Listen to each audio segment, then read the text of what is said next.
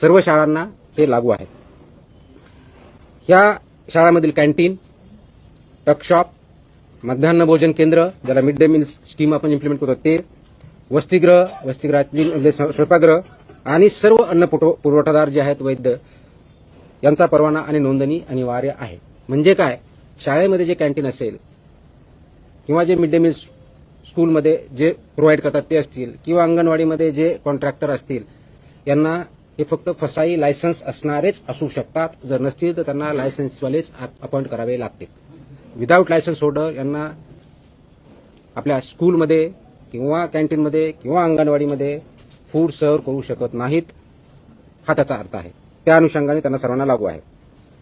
त्याचप्रमाणे शाळेच्या आवारात आणि शाळेच्या आउटस्कर्ट म्हणजे भिंतीपासून, ज्याला आउटर साईड ज्याला म्हणतो, त्यापासून 50 मीटरपर्यंत, ज्याला HFSS अन्नपदार्थ म्हणतो, त्याची विक्री, जाहिरात, विपणन, मोफत वितरणास प्रतिबंध घातलेला आहे. I repeat, and this is very important issue.